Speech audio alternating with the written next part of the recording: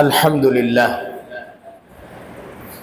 সমস্ত প্রশংসা আদায় করছি ওই মহান রবের আলিশান দরবারে, যেই রব অত্যন্ত মোহাব্বত করে ভালোবেসে তার রহমতের চাদরে আবৃত করে আমাদেরকে সালাতুল জুমা আদায় করার উদ্দেশ্যে মসজিদে একত্রিত হওয়ার তৌফিক দান করেছেন।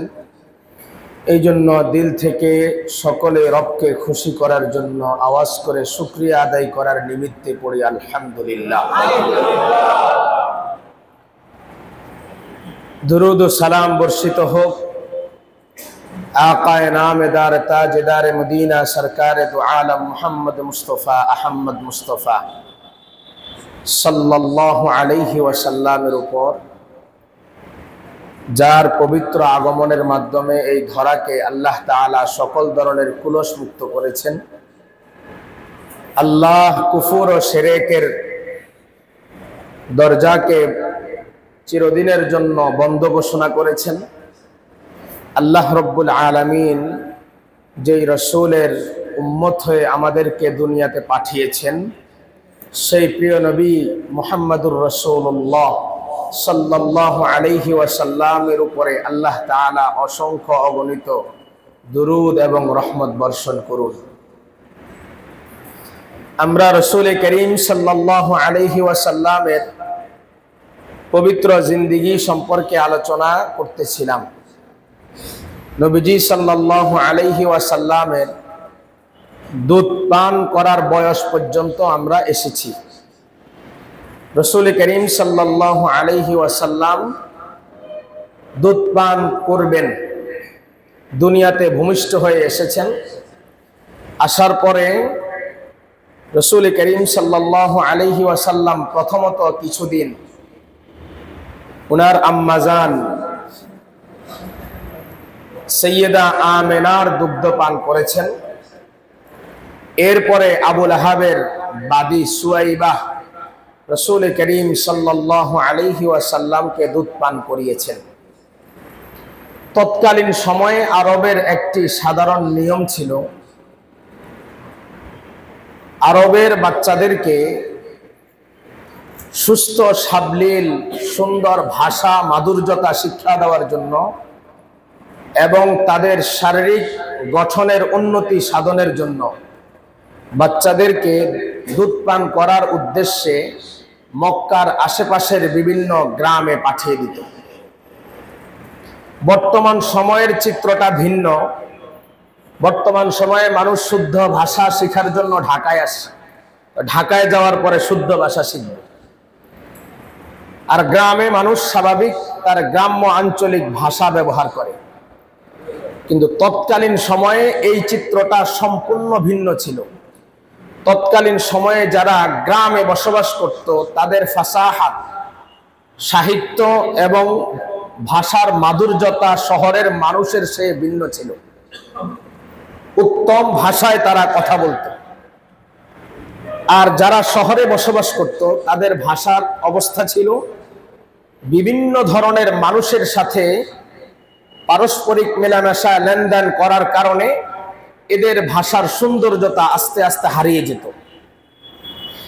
এই একটি মৌলিক বড় কারণের কারণে রসূল করিম সাল্লাল্লাহু আলাইহি ওয়াসাল্লামের আম্মাজান রসূল করিম সাল্লাল্লাহু আলাইহি ওয়াসাল্লামকে মক্কার অদূরে আশেপাশে অন্য কোনো গ্রামে দুগ্ধপান করানোর জন্য পাঠানোর নিয়ত করলেন। হযরতে হালিমা সাদিয়া রাদিয়াল্লাহু তাআলা আনহা বনু সাআদ গোত্রের নারী ছিলেন। আর বনু সাআদ গোত্রের নারীরা মক্কার কুরাইশদের বাচ্চাদেরকে বিশেষ করে তাদের দুগ্ধপোষ্য বয়সকালীন সময়ে মক্কার বাচ্চাদেরকে নিয়ে তারা তাদের গোত্রে তায়েফে বনু সাআদে তারা দুগ্ধপান করাতেন।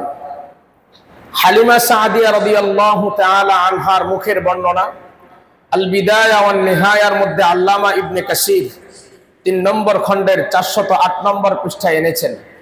ইমাম মুহাম্মদ ইবনে ইসহাক ঐতিহাসিক তিনি লেখেন, ওয়াস্তুরদি আলাহু আলাইহি সালাতু ওয়াস সালাম মিন হালিমা বিনতে আবি জুয়াইব রাসূলুল্লাহ সাল্লাল্লাহু আলাইহি ওয়াসাল্লামের জন্য আল্লাহ রাব্বুল আলামিন হালিমা বিনতে আবু যুয়াইবের দুধ পানের ব্যবস্থা করলেন। হালিমা রাদিয়াল্লাহু তাআলা আনহার পিতার নাম হলো আবু যুয়াইব, ওনার পুরা নাম ছিল আব্দুল্লাহ ইবনে হারিস। হালিমা সাদিয়ার বাবার নাম। আর রাসূলুল্লাহ সাল্লাল্লাহু আলাইহি ওয়াসাল্লামের দুধ পিতা অর্থাৎ হযরতে হালিমা সাদিয়ার স্বামীর নাম ছিল হারিস ইবনে আব্দুল উজ্জা। হালিমা সাদিয়া রাদিয়াল্লাহু তাআলা আনহার ঘরে আরো তিনজন সন্তান ছিল। একজনের নাম হলো আব্দুল্লাহ ইবনে হারিস, আরেকজনের নাম হলো আনিসা বিনতে হারিস, আরেকজনের নাম হলো হুজাফা বিনতে হারিস।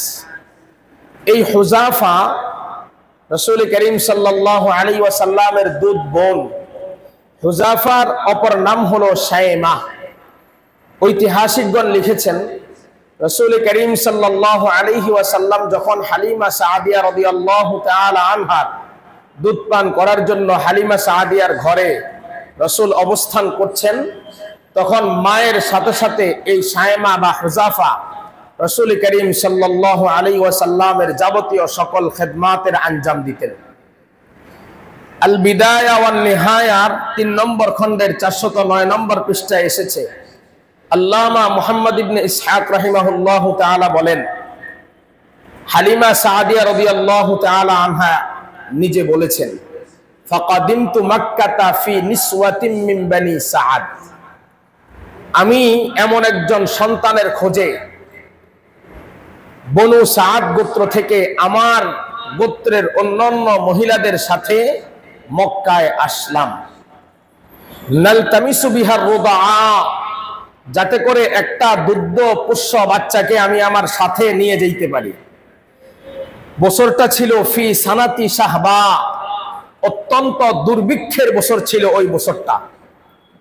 দুর্ভিক্ষের চিত্রটা হালিমা সাদিয়া রাদিয়াল্লাহু তাআলা আনহা ওনার কথায় প্রকাশ করতেছেন। তিনি বলেন, ফাকাদিমতু আতানিন লি কামারা, আমি যখন বনু সাআদ থেকে মক্কার উদ্দেশ্যে রওনা হয়ে আসলাম, আমার সাথে একটা গাদী ছিল। গাদী কানাত আদাম্মাত বির রাকবি ওয়া মাই সাবিয়্যুন লানা, আমার সাথে যেই গাদীটা ছিল এই গাদীটা আমাদেরকে আরোহণ করতে একেবারেই অক্ষম ছিল।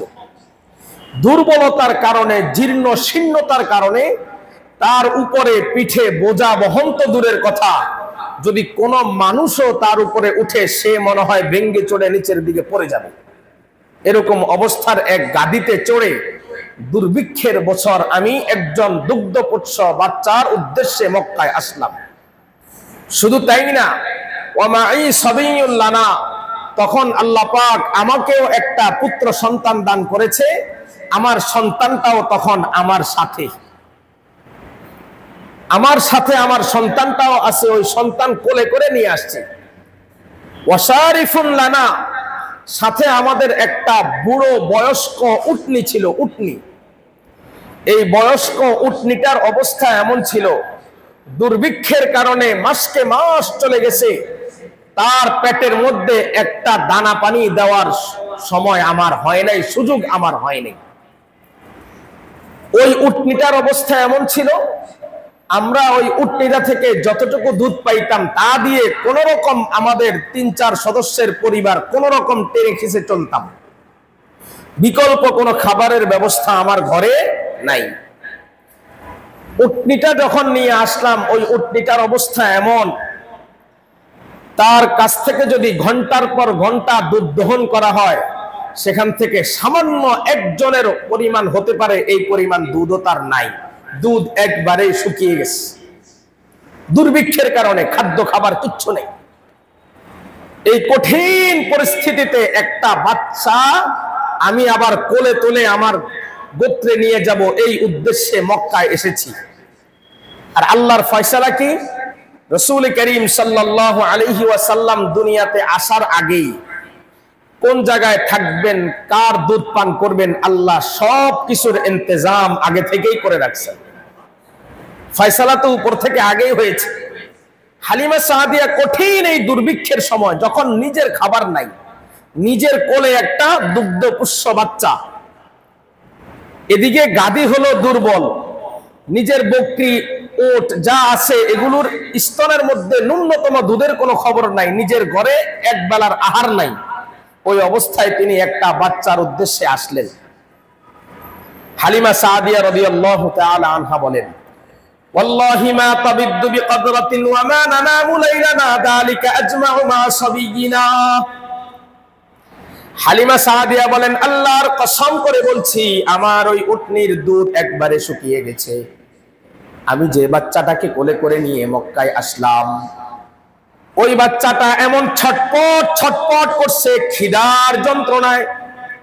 ছটপট ছটপট করার কারণে সারা রাত সে নিজেও ঘুমায় নাই, আমাদেরকেও ঘুমাইতে দেয় নাই। মা নাজিদু সাদি মা ইউগনিহি, আমার স্তনের মধ্যে এক ফোঁটা দুধ নাই, যে দুধ দিয়ে আমি আমার সন্তানের ক্ষুধা নিবারণের জন্য চেষ্টা করব। ওয়ালা ফি শারিফিনা মা ইউগাজ্জিহি, আমাদের উটনির স্তনের মধ্যে এক ফোঁটা দুধ নাই যা আমরা নিজেরা খেয়ে কোন রকম বাঁচবো। হালিমা সাদিয়া বলেন, ওয়ালাকিন্না নারজুল গাইসা ওয়াল ফারাজ, ওই অবস্থায়ও আমি আশা করেছি আল্লাহ রাব্বুল আলামিন এর থেকে আমাদেরকে পরিত্রাণ দিয়ে আমাদেরকে সচ্ছল এবং আশাবাদী জীবন দান করবেন। সুবহানাল্লাহ। দেখেন কি বলে, ওই সময় আমি আশাবাদী যে আল্লাহ আমার জন্য কোন রহমতের ফয়সালা করবেন, নাইলে আমি এখানে কেন আসছি। হালিমা সাদিয়া বলেন, দুর্বল ওই গাদিটির পিঠে চড়ে মক্কায় আসলাম। দুর্বলতার কারণে আমাদেরকে বহন করতে সক্ষম ছিল না।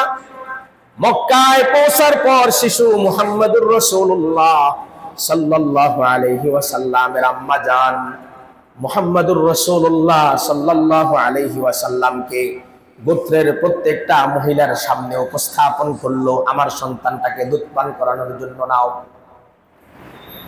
গোত্রের কেউ শিশু মুহাম্মদকে কোলে নিতে আগ্রহ প্রকাশ করলো না, কারণ রাসূল করিম সাল্লাল্লাহু আলাইহি ওয়াসাল্লামের আব্বাজান রাসূলের দুনিয়াতে জন্মের আগেই ইন্তেকাল করেছেন। সকল নারীদের মুখে একই কথা, যদি এই শিশুকে কোলে তুলে দুধ পান করানোর জন্য নিয়ে যাই, তার মা হাদিয়া উপঢৌকন হিসেবে আমাদেরকে কি দিতে পারবে? আমরা যদি কিছু আশা করি তার বাবার কাছ থেকে আশা করতে পারি, মা আমাদেরকে কিছুই দিতে পারবে না। এদিকে হালিমা সাদিয়ার জীর্ণ শীর্ণ অবস্থা দেখে আরবের কোন মহিলা তার বাচ্চাকে হালিমা সাদিয়াকে দিতে রাজি হয় না। হালিমা সাদিয়া নিরুপায় হয়ে এক কোনায় বসে আছে। ওদিকে মুহাম্মদুর রাসূলুল্লাহ সাল্লাল্লাহু আলাইহি ওয়াসাল্লামকে নিয়ে তার মা বসে আছে। হালিমা সাদিয়া রাদিয়াল্লাহু তাআলা আনহা বলেন, আমি আমার স্বামীকে উদ্দেশ্য করে বললাম, স্বামীর সাথে পরামর্শ করলাম, স্বামী আমার, ওয়াল্লাহি ইন্নী লাআকরাহু আন আরজিআ মিন বাইনা সাওয়াহিবি লাইসা মাই রাদিউন লান তালাকা।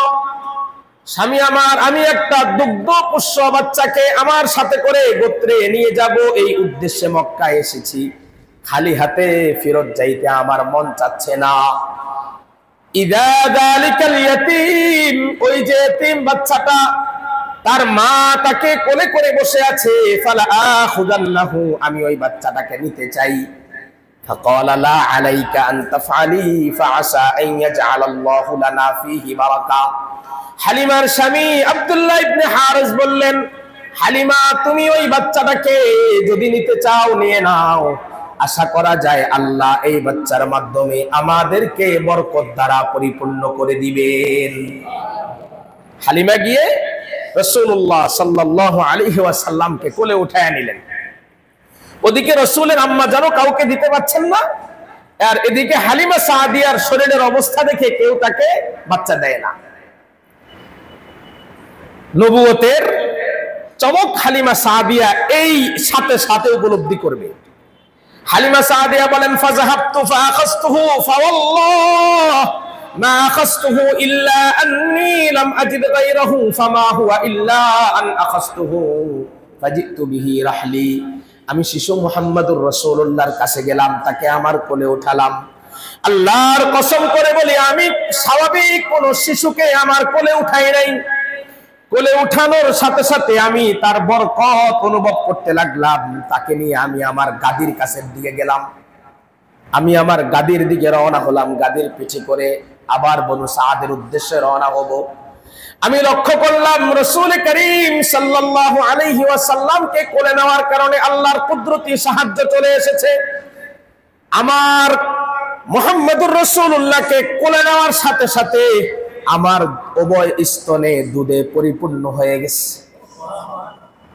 আমি আমার গাদিটার কাছে গিয়ে দেখলাম গাদিটা একেবারেই জীর্ণ শীর্ণতা থেকে চাঙ্গা ভাব হয়ে গেছে। আমার স্বামীকে বললাম, স্বামী আমার অলৌকিক কিছু দেখতে পাচ্ছি, উটনিটার কাছে গিয়ে একটু দেখেন। হালিমা সাদিয়ার স্বামী গিয়ে দেখে উটনির স্তনের মধ্যে পরিমাণ দুধ এসেছে, দুধ উটনির স্তন থেকে নিচে টপ টপ করে পড়তেছে।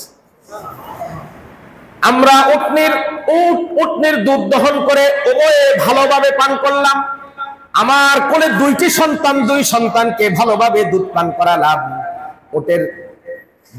ওটের দুধ দহন করে পান করার পরে নিজের বাচ্চাদেরকে দুধ খাওয়ানোর পরে গাদির পিঠে শিশু মুহাম্মদকে নিয়ে উঠলাম। আমার গোত্রের মহিলারা বাচ্চাদেরকে নিয়ে আগে আগে রওনা হয়ে তায়েফে বনু সাদের উদ্দেশ্যে রওনা হয়ে গেছে। আমার ওটকে নিয়ে গাদিকে নিয়ে আমার স্বামী সহ যখন আমরা আবার রওনা হলাম, আমার গাদিটা এত তেজদীপ্ত ভাবে দৌড়ানো শুরু করেছে, কোনো গাদাও তার সাথে দৌড়ে পারছে না। আমার গোত্রের মহিলারা দেখলো আমি পিছন থেকে এসে তাদেরকে অতিক্রম করে সামনে চলে যাই। আমাকে তারা জিজ্ঞাসা করে, হালিমা এটাই কি সেই গাদিটি যেই গাদিটির উপরে আরোহণ করে তুমি গতকালকে এসেছিলে? হালিমা সাদিয়া বললেন, হ্যাঁ, আমার ওই জীর্ণ শীর্ণ গাদিটা আজকে সেই দ্রুতগামী ঘোড়ার মতো হয়ে গেছে। ওই গাদির উপরে সওয়ার হয়ে মুহাম্মদুর রাসূলুল্লাহ সাল্লাল্লাহু আলাইহি ওয়াসাল্লামকে নিয়ে খুব দ্রুত গতিতে বনু সাদে এসে পৌঁছলাম। বাড়িতে আসার পর হালিমা সাদিয়া রাদিয়াল্লাহু তাআলা আনহা বলেন, এখন দেখি যেখানেই হাত দেই সেখানেই বরকত। দুর্ভিক্ষের কারণে আমার বকরিগুলো একেবারে শুকিয়ে জীর্ণ শীর্ণ অবস্থা, প্রত্যেকটার শরীরের প্রত্যেকটা হাড় পর্যন্ত গোনা যাবে এরকম অবস্থা হয়ে গেছে। আসার পরে দেখি মাদি সব উটনিগুলোর স্তরে দুধ দ্বারা পরিপূর্ণ। আর অলৌকিকভাবে আল্লাহ তাআলা কোথা থেকে যেন তাদের খাবারের ব্যবস্থা করেছে, প্রত্যেকের সামনে খাবার আর প্রত্যেকে খাবার খাচ্ছে। এই অবস্থা দেখে হালিমা সাদিয়া প্রাথমিকভাবে বুঝে ফেললেন এই বাচ্চা সাধারণ কোনো বাচ্চা, সংসারের যাবতীয় অভাব অনটন বিদায় নিয়েছে। রাসূল করিম সাল্লাল্লাহু আলাইহি ওয়াসাল্লাম হালিমা সাদিয়া রাদিয়াল্লাহু তাআলা আনহার ঘরে লালিত পালিত হতে লাগলেন। 2 বছর রাসূল করিম সাল্লাল্লাহু আলাইহি ওয়াসাল্লামকে দুধ পান করানোর পর ওয়াদা অনুযায়ী রাসূলকে আবার তার মায়ের কাছে ফেরত দিয়ে আসতে হবে। হালিমা সাদিয়া রাদিয়াল্লাহু তাআলা আনহা বলেন, 2 বছর দুধ পান করানোর পর সময়সীমা যখন শেষ হয়ে গেছে, সময়সীমা শেষ হওয়ার পরে শিশু মুহাম্মদকে কোলে নিয়ে তার মায়ের কাছে নিয়ে গেলাম। আমার দিল চায় না আমি শিশু মুহাম্মদকে নিয়ে তার মায়ের কাছে দিয়ে দেই, আমার মন চায় বাচ্চাটাকে আমি রেখে দেই। তার বরকত, এই পরিমাণ বরকত, আর সে এত ইনসাফগার। আমি যখন তাকে দুধ পান করাতাম, 2 স্তন থেকে কোনোদিন আমি তাকে দুধ পান করাইতে পারি নাই। একটা স্তনের দুধ সে পান করত, আরেকটা স্তনের দুধ তার দুধ ভাই আব্দুল্লাহর জন্য সে রেখে দিত। কোনোদিন সে বেইনসাফি করে নাই। এরকম বরকতময় সন্তান আমি কিভাবে আবার তাকে তার মায়ের কাছে ফেরত দিয়ে আসি? মন আমার কোনোভাবেই সায় দেয় না। হালিমা সাদিয়া বলেন, আল্লাহ আমার প্রতি এত রাজি খুশি হয়েছেন। মক্কায় যাওয়ার পরে দেখি মক্কার মধ্যে তাউন মহামারী ছড়িয়ে পড়েছে। মহামারী, গুটি বসন্ত হয়, মানুষ মারা যায়। এই মহামারী দেখে আমি খুশি হয়ে গেছি। যায়া রাসূলের আম্মাজানকে বললাম, আপনি যদি অনুমতি দেন আমি আবার মুহাম্মদকে নিয়ে যাই, মক্কার মহামারী ভালো হোক, পরে আবার তাকে নিয়ে আসবো। হালিমা সাদিয়া রাদিয়াল্লাহু তাআলা আনহা কাল বিলম্ব না করে দ্রুত মুহাম্মদুর রাসূলুল্লাহকে ফিরাইয়া নিয়ে আসছেন। মুহাম্মদুর রাসূলুল্লাহ হালিমা সাদিয়ার ঘরে আরো লম্বা সময় ধরে থাকতেছেন। হঠাৎ করে একদিন আশ্চর্যজনক একটি ঘটনা ঘটে গেছে। রাসূল করিম সাল্লাল্লাহু আলাইহি ওয়াসাল্লামের জীবনের সর্বপ্রথম বক্ষ বিদীর্ণকরণের ঘটনা। রাসূল করিম সাল্লাল্লাহু আলাইহি ওয়াসাল্লামকে আল্লাহ রাব্বুল আলামিন দুইজন ফেরেশতার মাধ্যমে বক্ষ বিদীর্ণ করলেন। এখানে একটি কথা খুব ভালোভাবে মনে রাখতে হবে, আম্বিয়ায়ে কেরামগণ মানুষ হলেও তারা আমাদের মতো সাধারণ মানুষ নয়, তারা অসাধারণ ব্যক্তিত্বের অধিকারী মানুষ ছিলেন। এই জন্যই আল্লাহ তাআলা তাদেরকে সাধারণ মানবিক বিভিন্ন কর্মকাণ্ড থেকে হেফাজত করেছেন, মানবিক যত দোষের বিষয় আছে সবগুলো থেকে হেফাজত করেছেন, এবং সাথে সাথে স্পেশাল এমন কিছু বিষয় তাদের দ্বারা আল্লাহ ঘটিয়েছেন যেটা স্বাভাবিক নজরে আমাদের কাছে দেখলে বিশ্বাসযোগ্য মনে হবে না। তদ্রূপ রাসূল করিম সাল্লাল্লাহু আলাইহি ওয়াসাল্লামের শৈশবকালে আল্লাহ পাক রব্বুল আলামিন এমন এক অলৌকিক ঘটনা ঘটালেন যাকে শক্কে সদর বা বক্ষ বিদীর্ণ নামে ইতিহাসের কিতাবে, সিরাতের কিতাবে লিপিবদ্ধ করা হয়েছে। প্রসঙ্গক্রমে এখানে আরো একটি কথা মনে রাখেন, সমস্ত আম্বিয়ায়ে কেরাম মাসুম, এটা আমরা সবাই জানি, নবীরা মাসুম, এ কথা আমরা জানি না? সমস্ত নবীরা মাসুম। এই মাসুম দ্বারা উদ্দেশ্য হলো মাসুম আনিল মাসিয়াত, সকল গুনাহ থেকে নবীরা মুক্ত। এটা কিভাবে? একবারে জন্মগতভাবেই তাদের ইন্তেকালের পূর্ব পর্যন্ত তাদের দ্বারা কোনোদিন কোনো গুনাহ হবে না, এটা আল্লাহর ফয়সালা। সাথে সাথে আরো একটা কথা মনে রাখেন, রাসূলের সাহাবায়ে কেরাম যারা, রাসূলের সাহাবায়ে কেরাম হলো মাহফুজ আনিল মাসিয়াত। দুইটা কথা বলেছি, আম্বিয়ায়ে কেরাম মাসুম আনিল মাসিয়াত, গুনাহ থেকে পবিত্র, আর সাহাবায়ে কেরাম হলেন মাহফুজ আনিল মাসিয়াত, গুনাহ থেকে সংরক্ষিত। দুইটার দুই অর্থ। নবীরা গুনাহ থেকে একেবারেই মুক্ত, জন্ম থেকে মৃত্যু পর্যন্ত তাদের কোনো গুনাহ নাই। আর হযরতে সাহাবায়ে কেরাম হলেন মাহফুজ আনিল মাসিয়াত, গুনাহ থেকে সংরক্ষিত। অর্থাৎ সাহাবায়ে কেরামের জিন্দেগিতে কোনোদিন তাদের দ্বারা যদি কোনো গুনাহ সংগঠিত হয়ে যায়, তাহলে কিয়ামতের আগে কোন সাহাবী যদি বেঁচেও থাকতেন, আল্লাহ পাক রব্বুল আলামিন তার জীবদ্দশায় ওই গুনাহ থেকে তওবা করে তাকে পবিত্র করে দুনিয়া থেকে নিতেন। এটা হলো মাহফুজ আনিল মাসিয়াতের অর্থ। এই জন্য হযরতে সাহাবায়ে কেরামের জিন্দেগিতে গুনাহ থাকলেও ওই গুনাহ আল্লাহ পাক পবিত্র করেই তাদেরকে দুনিয়া থেকে নিয়েছেন। এটাকে বলা হয় মাহফুজ আনিল মাসিয়াত। যাই হোক, আমার মাকসাদ হলো হযরতে হালিমা সাদিয়া রাদিয়াল্লাহু তাআলা আনহা বলেন, হঠাৎ আমাদের সুখ সমৃদ্ধিময় সংসার চলতেছিল, আশ্চর্যজনক এক ঘটনা ঘটলো। কি ঘটনা? একদিন মুহাম্মদুর রাসূলুল্লাহ সাল্লাল্লাহু আলাইহি ওয়াসাল্লাম তার ভাইয়ের সাথে বকরি চড়ানোর জন্য আমাদের বনু সাদ গোত্রের একেবারে কাছেই একটা পাহাড়ের টিলার কাছে গিয়েছেন। হঠাৎ করে তার ভাই দৌড়ে এসে আমাকে বলল, মা, আমার কুরাইশি ভাইকে দুইজন সাদা পোশাক পরিহিত ব্যক্তি এসে জমিনের মধ্যে শুয়ে দিয়েছে এবং তার বুকটাকে ফেলে ফেলছে, ভিতর থেকে সবকিছু বের করে কি জিনিস দ্বারা যেন দৌত করতেছে দেখে আসলাম। আমি ভয়ে ঘাবড়িয়ে দৌড়ে চলে আসছি। হালিমা সাদিয়া রাদিয়াল্লাহু তাআলা আনহা বলেন, সংবাদটা শোনার সাথে সাথে শরীরের সবগুলো পশম আমার দাঁড়িয়ে গিয়েছে। আমি আমার স্বামী সহ দৌড়াইতে দৌড়াইতে মুহাম্মদুর রাসূলুল্লাহর কাছে গেলাম। আমার স্বামী গিয়ে দেখেন বিবর্ণ অবস্থায় মুহাম্মদুর রাসূলুল্লাহ পাহাড়ের পাদদেশে দাঁড়িয়ে আছে।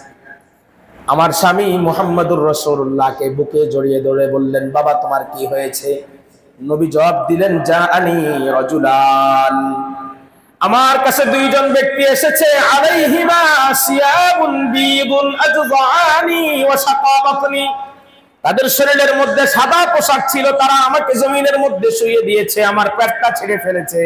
সুম্মাস্তাখরাজাহা মিনহু শাইআন, সেখান থেকে কি যেন একটা বের করেছে, ফাতারাহাহু সুম্মা রাদ্দাহু কামা কান, ভিতর থেকে কি যেন বের করে ফেলে দিয়েছে, এরপরে যেমন ছিল আবার তেমন করে দিয়ে তারা চলে গেছে। মুহাম্মদুর রাসূলুল্লাহ সাল্লাল্লাহু আলাইহি ওয়াসাল্লামের এই কথা শোনার পর হালিমা সাদিয়া রাদিয়াল্লাহু তাআলা আনহা বলেন, ফারাজানা বিহি মা'না, তাকে নিয়ে সাথে সাথে বাড়িতে আসলাম। ফাকালা আবুহু, আমার স্বামী বলল, ইয়া হালিমা লাকাদ খাশিতু আন আকুনা ইবনি কাদ উসিবা, আমার আশঙ্কা হচ্ছে আমাদের এই সন্তান মনে হয় কোনো মুসিবতের মধ্যে পড়ে যাবে। ফানতালাকি বিনা নারুদ্দুহু ইলা আহলিহি ক্বাবলা আন ইয়াযহারাহু মা নাতাখাওয়াফু, অতএব উচিত হবে তাকে দ্রুত তার পরিবারের কাছে পৌঁছায়া দেওয়া, আশঙ্কা যা করছি তা আসার আগে আগে।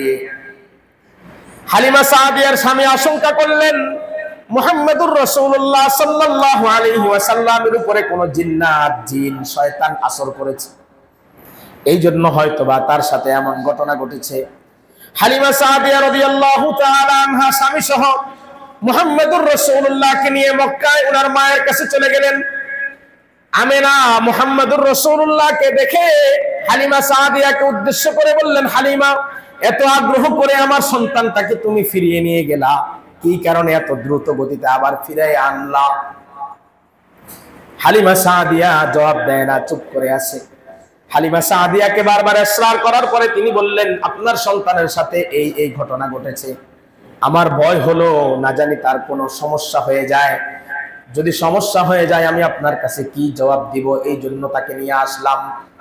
ফাকালা লা ওয়াল্লাহি, নবীজির আম্মাজান বললেন, নবীজির আম্মাজান সাইয়্যিদা আমিনা বললেন, হাসিতুমা আলাইহি শাইতান, তোমরা কি আমার এই সন্তানের ব্যাপারে জিন্নাত বা শয়তানের কোনো আশঙ্কা করছো কিনা? কাল্লা ওয়াল্লাহি মাসমালিশ শাইতান, কাল্লা ওয়াল্লাহি মালিশ শাইতান আলাইহি মিন সাবিলিন, শয়তান কিয়ামতের পূর্ব পর্যন্ত কোনোদিন তার কাছে পৌঁছতে পারবে না। ওয়াল্লাহি ইন্নী লাকাইলুন লিইবনি হাযা শাআনুন, আমি আল্লাহর কসম করে বলছি এই সন্তানটাকে আমি দুনিয়াতে সাধারণ কোন সন্তান হিসেবে ভূমিষ্ঠ করি নাই, এই সন্তান দুনিয়াতে একদিন বড় কিছু হবে, দুনিয়াতে একদিন বড় কিছু হবে একদিন। অতএব তোমরা যে ঘটনা শোনাচ্ছ এটা ভয়ের কোনো কিছু নাই। এরপরে রাসূলের আম্মাজান জন্মকালীন সময়ে রাসূলের আম্মাজানের সাথে যা যা ঘটনা হয়েছে সব কিছু হালিমা সাদিয়াকে শোনালেন। রাসূল করিম সাল্লাল্লাহু আলাইহি ওয়াসাল্লাম আম্মাজানের কাছে লালিত পালিত হতে লাগলেন। হঠাৎ করে একদিন দাদা আব্দুল মুত্তালিব আমিনাকে ডেকে বললেন, বৌমা, আমার এই নাতি জন্মগ্রহণ করেছে, তখন আমার ছেলে আব্দুল্লাহ দুনিয়া থেকে বিদায় নিয়েছে, আব্দুল্লাহর খবরটা তাকে একটু দেখায় নিয়ে আসো, জিয়ারত করায় নিয়ে আসো, তুমিও তোমার আত্মীয় স্বজনদের বাড়ি থেকে একটু বেড়ায় আসো। আব্দুল মুত্তালিব যখন আমিনাকে কথা বলল, রাসূল করিম সাল্লাল্লাহু আলাইহি ওয়াসাল্লামকে নিয়ে হযরতে আমিনা রওনা হয়ে গেলেন, সাথে একজন খাদেমা নিয়ে তিনজন একসাথে রওনা হলেন। বাবার কবর জিয়ারত করে আসার সময় মদিনার পাশে একটা জায়গার নাম হলো বুয়াত অথবা আবওয়াত, ওই জায়গায় আসার পরে রাসূল করিম সাল্লাল্লাহু আলাইহি ওয়াসাল্লামের আম্মাজান হঠাৎ করে মাটিতে লুটিয়ে পড়লেন, একবার ডান দিকে ফিরেন, একবার বাম দিকে ফিরেন, মাটিতে শুয়ে শুয়ে ছটফট করতেছে। শিশু মুহাম্মদুর রাসূলুল্লাহ সাল্লাল্লাহু আলাইহি ওয়াসাল্লাম আম্মাজানকে জড়িয়ে ধরে বলেন, আম্মা, আম্মা বলে বলে ডাকেন, আম্মাজান কোনো জবাব দেয় না। এক পর্যায়ে আমিনার মুখ থেকে তিনটি শব্দ বের হয়েছে। আমিনা বলে, কুল্লু জাদিদিন বাল, দুনিয়ার সকল নতুন একদিন পুরাতন হয়ে যাবে, দুনিয়া যত নতুন আছে একদিন সমস্ত নতুন পুরাতন হয়ে যাবে। ওয়া কুল্লু হাইয়িন মাইয়িত, দুনিয়াতে যারা জীবন নিয়ে এসেছে একদিন সবার মৃত্যুবরণ করা লাগবে। ওয়া ইন্নী ওয়ালাদতু তুহরান, দুনিয়াতে আমি এমন একটি সন্তান জন্ম দিয়েছি যেই সন্তানের মাধ্যমে আল্লাহ গোটা জগৎটাকে পবিত্র করে দিবেন। এই তিনটি শব্দ বলে আমিনা দুনিয়া থেকে বিদায় নিলেন। রাসূল করিম সাল্লাল্লাহু আলাইহি ওয়াসাল্লাম মাকে জড়িয়ে ধরে কান্না করে, আম্মা, আম্মা বলে চিৎকার করে। জন্মের পর বাবাকে দেখি নাই, বাবা আমার জন্মের আগেই দুনিয়া থেকে চলে গেছে। জন্ম লাভ করে দুনিয়াতে আসার পর মা দীর্ঘদিন পর্যন্ত আপনার সোহবত সংস্রব স্পর্শ থেকে আমি দূরে ছিলাম। মাত্র অল্প কিছুদিন হলো আপনার কাছে আসলাম, মাত্র 6 বছর বয়সে আপনিও আমাকে একা রেখে চলে গেলেন। সময়ের ব্যবধানে সবাই আমাকে এত তাড়াতাড়ি রেখে চলে যাবে, আমি কি করব, একা একা কি করব? সাথে থাকা খাদেমা হঠাৎ করে দেখে শিশু নবীকে তালাশ করে আর পাওয়া যাচ্ছে না। মুহাম্মদুর রাসূলুল্লাহ সাল্লাল্লাহু আলাইহি ওয়াসাল্লামকে চতুর্দিকে তালাশ করতেছে। হঠাৎ করে দেখে মুহাম্মদুর রাসূলুল্লাহ মায়ের কবরটাকে জড়াইয়া ধরে ধরে কান্না করে চিৎকার করতেছে।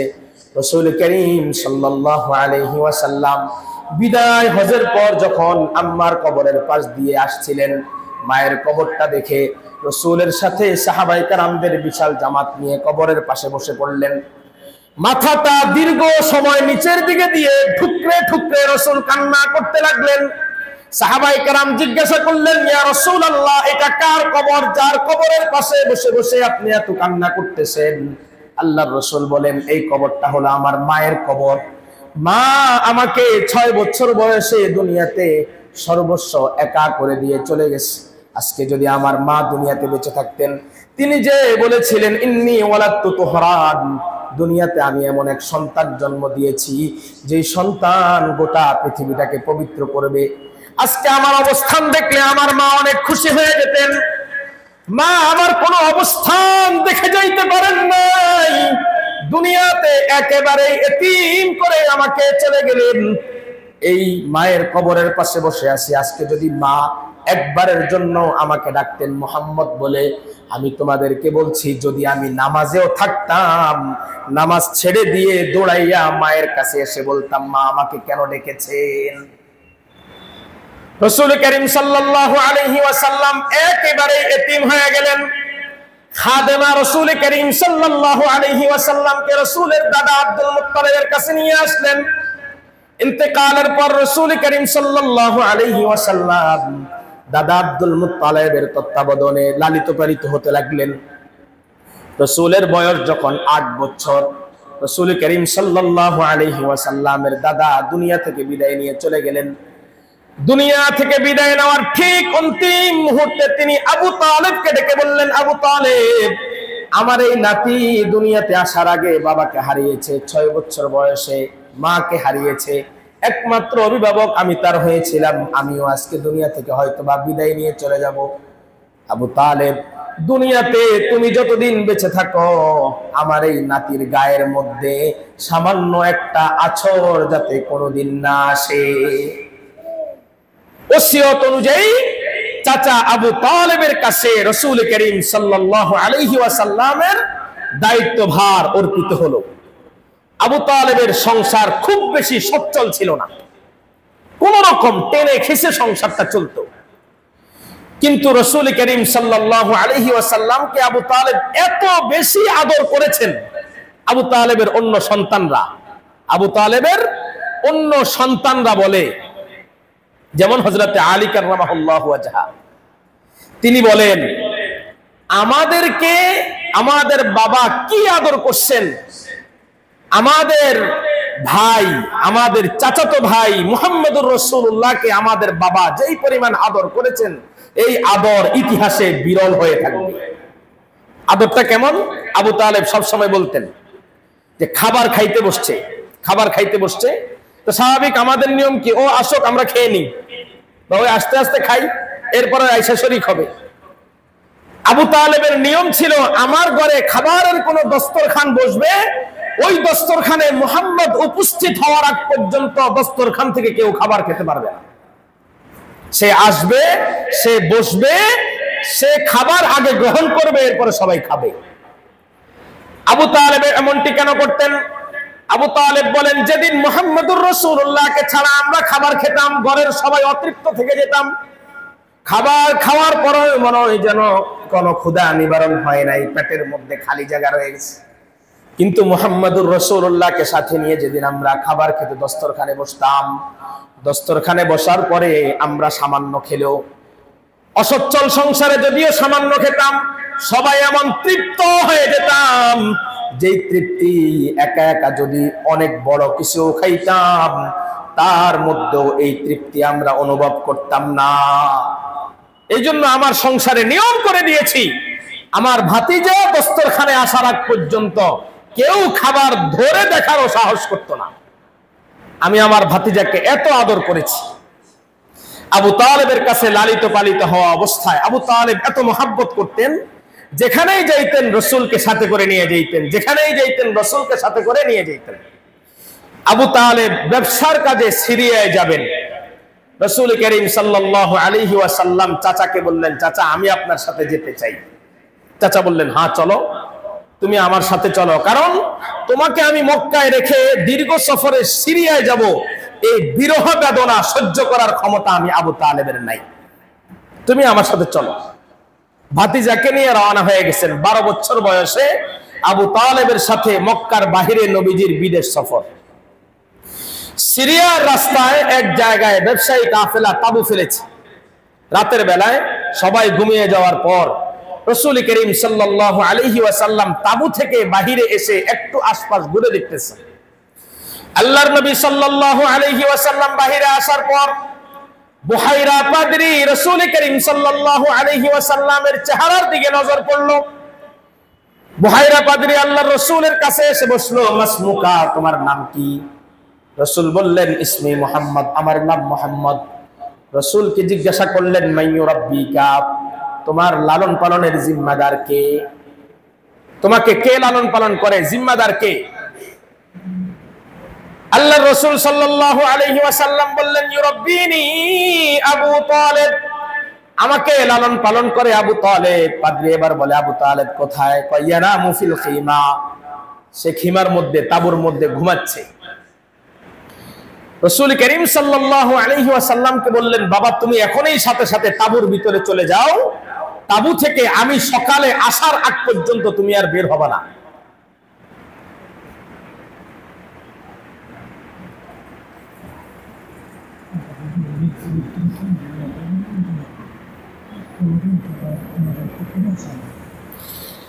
তুমি আমার আসার আগ পর্যন্ত সেখান থেকে বের হবে না, সকালবেলায় আমি আসব। একবারে সকাল না হতেই খুব দ্রুত গতিতে বুহাইরা রাহেব আসলেন। এসে বললেন, এই তোমাদের মধ্যে আবু তালেবকে, মান ফীকুম আবু তালেব, আবু তালেবকে দ্রুত এদিকে আসো। আবু তালেব বের হয়ে এসে বলল, আমার ভাতিজা আপনার সাথে কোনো অন্যায় করেছে? ভাবছে ভাতিজা ছোট মানুষ, কিছু করলো কিনা। পাদ্রী বলে, সে আমার সাথে কি অন্যায় করবে, তার সাথে আমার কোনো ভুল হয়ে গেছে কিনা এটার জন্য তার কাছে আমার ক্ষমা প্রার্থী হওয়া উচিত।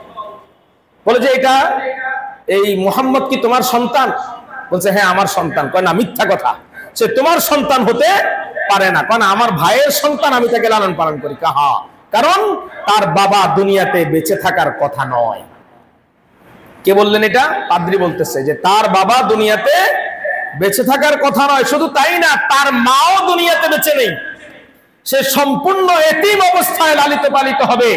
আর তার কপালের মধ্যে আমি নবুয়তের সেই চিহ্ন দেখতে পাচ্ছি, যে চিহ্নের কারণে তুমি যদি এখন তাকে সিরিয়াতে নিয়ে যাও, ইহুদিরা তাদের পূর্বের কিতাবাদি দেখে তার কপাল চিহ্নিত করে তাকে হত্যা করে ফেলবে, দ্রুত তাকে বাড়িতে পাঠিয়ে দাও।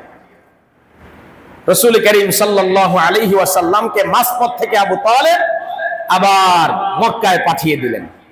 মুহাম্মদুর রাসূলুল্লাহ সাল্লাল্লাহু আলাইহি ওয়াসাল্লাম মক্কায় আসলেন। চাচা আবু তালেবের তত্ত্বাবধানে রাসূল করিম সাল্লাল্লাহু আলাইহি ওয়াসাল্লাম পরিণত বয়স, যুবক বয়স পর্যন্ত লালিত পালিত হতে থাকলেন। রাসূল করিম সাল্লাল্লাহু আলাইহি ওয়াসাল্লাম যৌবন কালে পদার্পণ করলেন সম্পূর্ণ পাক পবিত্র অবস্থায়, সকল পাপ পঙ্কিলতা থেকে মুক্ত হয়ে। যৌবনের কোন অশৃঙ্খল পরিবেশ তাকে স্পর্শ করতে পারে নাই, যৌবনের কোন খারাপ বিষয় তাকে কোনোদিন স্পর্শ করে দেখতে পারে নাই। জাহিলিয়তের কোন আচার অনুষ্ঠানে রাসূল করিম সাল্লাল্লাহু আলাইহি ওয়াসাল্লাম কোনোদিন যান নাই। সিরাতে ইবনে হিশামের মধ্যে এসেছে রাসূল করিম সাল্লাল্লাহু আলাইহি ওয়াসাল্লামের পবিত্র যৌবনকালের আচরণ সম্পর্কে। সিরাতে ইবনে হিশামে এসেছে রাসূল করিম সাল্লাল্লাহু আলাইহি ওয়াসাল্লাম যখন যুবক বয়সে পরিণত হলেন, আল্লাহ তাআলা নিজে রক্ষণাবেক্ষণ করে রাসূলকে হেফাজত করেছেন। কারণ আল্লাহ তাআলা রাসূলকে রিসালাতের মতো সম্মানিত মর্যাদার আসনে আধিষ্ঠিত করবেন। লোকদের মধ্যে তিনি ওই বয়সে সবচেয়ে সর্বোত্তম চরিত্রের অধিকারী ছিলেন, বংশের দিক থেকেও সম্মানিত ছিলেন। তিনি যার প্রতিবেশী হতেন, ওই প্রতিবেশী বলতেন তার চেয়ে উত্তম কোন মানুষ দুনিয়াতে আর হতে পারে না। তিনি সবচেয়ে বেশি সত্যবাদী ছিলেন। অনৈতিকতা, অশ্লীলতা এবং মানুষকে যে সকল কারণে কলুষিত করে সকল দোষণীয় বিষয় থেকে রাসূল একেবারেই পাক পবিত্র ছিলেন। আল্লাহর রাসূল সাল্লাল্লাহু আলাইহি ওয়াসাল্লাম যৌবন কালটাকে এভাবে গঠন করে আসলেন। 25 বছর বয়সে সমাজের দায়িত্ব কাঁধে তুলে নিলেন। কত বছর বয়স? মাত্র 25 বছর বয়সে সমাজের দায়িত্ব নিজের কাঁধে তুলে নিলেন। সমাজের দায়িত্ব কাঁধে তোলার জন্য বিভিন্ন ধরনের কর্মসূচি দিলেন। রাসূল করিম সাল্লাল্লাহু আলাইহি ওয়াসাল্লাম সর্বপ্রথম 585 খ্রিস্টাব্দে মক্কার উক্কাজ মেলাকে কেন্দ্র করে কুরাইশদের মধ্যে এবং কায়েস গোত্রের মধ্যে রক্তক্ষয়ী যুদ্ধ, যেটা লাগাতার 5 বছর যাবত চলতেছিল, এই যুদ্ধ রাসূল করিম সাল্লাল্লাহু আলাইহি ওয়াসাল্লাম বন্ধ করলেন। সুবহানাল্লাহ, 5 বছর যুদ্ধ চলে। এই 5 বছরের যুদ্ধ রাসূলের একটা ভাষণে বন্ধ হয়ে গেছে, সবাই শান্ত হয়ে গেছে। এটার জন্য রাসূল হিলফুল ফুজুল নামে সংগঠন করলেন। রাসূল হিলফুল ফুজুল নামে আরবদের মধ্যে শান্তি সংগঠন করলেন। এই সংগঠনের বেশ কিছু কর্মসূচি দিলেন। 1 নম্বরে হলো, দেশের মধ্যে কেউ কোনো শান্তি শৃঙ্খলা বিঘ্নত হয় এমন কোনো কাজ কেউ করতে পারবে না। 2 নম্বরে বিভিন্ন গোত্রের মধ্যে সদ্ভাব থাকতে হবে। 3 নম্বর, মুজলুমদেরকে জালিমের হাত থেকে রক্ষা করতে হবে। 4 নম্বর, দুর্বল অসহায় এতিমদেরকে সাহায্য করা। 5 নম্বর, বিদেশি বণিকরা যারা আসবে তাদের জানমালের নিরাপত্তা দেওয়া। 6 নম্বর, মানুষের খাবার এবং কাপড়ের ব্যবস্থা করা। রাসূল করিম সাল্লাল্লাহু আলাইহি ওয়াসাল্লাম যুবক বয়সে মক্কার যুবকদেরকে নিয়ে এই সংগঠনটা করলেন। আল্লাহর রাসূল সাল্লাল্লাহু আলাইহি ওয়াসাল্লাম এই সংগঠন করে যখন এই কর্মসূচিগুলো বাস্তবায়ন করা শুরু করলেন এবং দীর্ঘদিন থেকে চলে আসা যুদ্ধ বিগ্রহকে বন্ধ করলেন, তখন মক্কার সমস্ত মানুষ একসাথে আমার রাসূলকে উদ্দেশ্য করে বললেন আল আমিন। রাসূলকে উপাধি দিলেন আল আমিন, সত্যবাদী, চিরসত্যবাদী, আল আমিন বলে উপাধি দিলেন। আল্লাহ পাক রব্বুল আলামিন আমাদেরকে রাসূল করিম সাল্লাল্লাহু আলাইহি ওয়াসাল্লামের সেই উত্তম চরিত্রের অধিকারী হয়ে আল আমিন হয়ে দুনিয়াতে বসবাস করার তৌফিক নসিব করেন। যুবক বয়সে রাসূল করিম সাল্লাল্লাহু আলাইহি ওয়াসাল্লামের ভূমিকা কি ছিল এবং যুবকদের ইসলামে কি ধরনের ভূমিকা রাখার সুযোগ আছে, এই বিষয়ে আমরা আগামী জুমা থেকে আলোচনা করব ইনশাআল্লাহ। আল্লাহ আমাদেরকে তৌফিক নসিব করেন। ওয়া মা তৌফিকি ইল্লা বিল্লাহ ওয়া মা আলাইনা ইল্লা